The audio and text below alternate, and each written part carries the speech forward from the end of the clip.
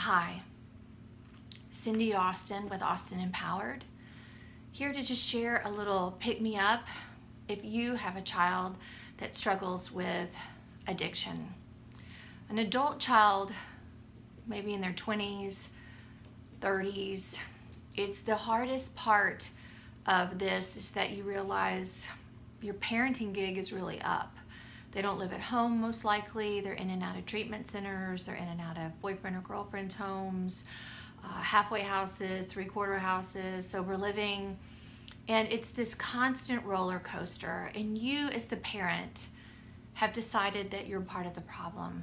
And so you're tuning into this video today to get a pick-me-up, a lift, linking together elbow to elbow with someone that really gets it.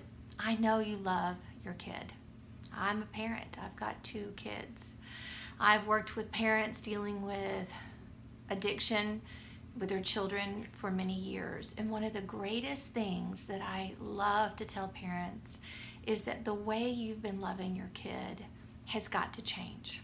Doesn't mean it doesn't count. Doesn't mean it didn't have some good along the way, but it has to change. And the reason why is that the definition of love that we've been given as a culture isn't really accurately what love really is. And it's caring more about the other person than how that person makes us feel. And what I mean by that is think about what you feel when you get the call that they're using or that they've been stealing and the police are calling, or any kind of relapse. And that feeling is, I just want this to go away. Why are they doing this again?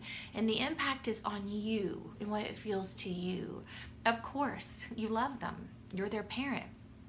Whether there's a hook for you from the past, whether you had a divorce at a young age and you feel some guilt and some remorse about the impact that might have had on your child and their addiction process, or whether they have a chronic illness and something they've had to struggle with their whole life, or some other trauma or crisis or tragedy has befallen your family or this particular kid, and you want to make it softer and you want to show that you love them. Only the evidence of looking at that what you're doing isn't working is why you're here, why you're listening to this video. And the difference is really allowing the child to get the message from you that you believe they can do it. And now part of you might be saying, I really don't believe they can do it. There's no evidence. And that's the work. That's the assignment that this child is bringing into your life. And as much as you want to take the easy way and just copy from somebody else or turn in what you turned in last time and hope it gets a different result, this is an invitation to really notice that how you love your child has to look differently in order to get a different result. And whatever they are going to choose, we don't really have any power over. We don't know what they're going to do. But you get to choose something different. And by that alone, there's a trickle-down effect. And the child learns to respond differently because you're doing something different. Now, typically, I will have you know, they like to act out and get you to do what you've always used to do.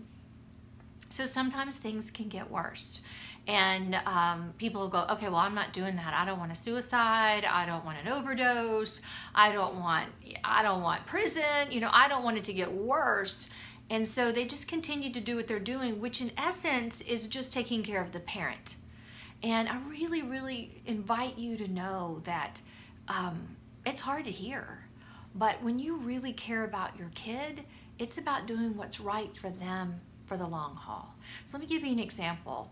If you have a kid that's maybe got eye-hand coordination and not a super athlete, let's say they're 9 or 10 and they're going out for baseball, and you've been to practices, they're struggling a little bit compared to their peers or their teammates. And so when they get up to bat, you cheer louder and stronger and are more positive than any other parent or for any other kid that you've cheered for. And you think you're really helping your kid know that you believe in them, and you don't mind looking like a fool and showing that you believe in them above every other parent. And the real message, though, that gets unintentionally translated to the kid is that they don't really believe I can do this. They think I must be really bad at this if they're having cheer this much more for me than all the other people on the team. And in that moment, that's the break. That's the part that enables the kid to believe the very thing you didn't want him to believe. And so how does the parent act that knows their kid will get it? They clap. They'd say the same thing for every little kid. They're not attached to that kid's success in baseball, meaning they're a good parent or that the kid's going to have a good walk or in life and this will make things easier. They know that each component of life is helping that kid grow and become more resilient. So if you've got a child that is not resilient, that keeps getting knocked down and doesn't bounce back up, you are part of the solution now from this day forward to really act as if in your mind. Believe if they can do this and respond to them as though they've already done it. Go to the future. They're out of treatment. They found sober living. It's 2 months. You've offered to give them 3 months, let's say, sober living payment. And by then, you're like, I believe that you'll find a job. I believe you'll figure it out. And I'm here if you'd like to brainstorm. Now that's key.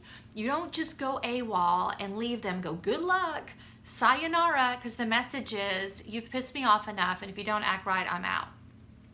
So I'm talking about the space in between where we really say to the kid, if you're struggling, your cell phone got stolen, if you want to talk about that, I'll be happy to brainstorm solutions.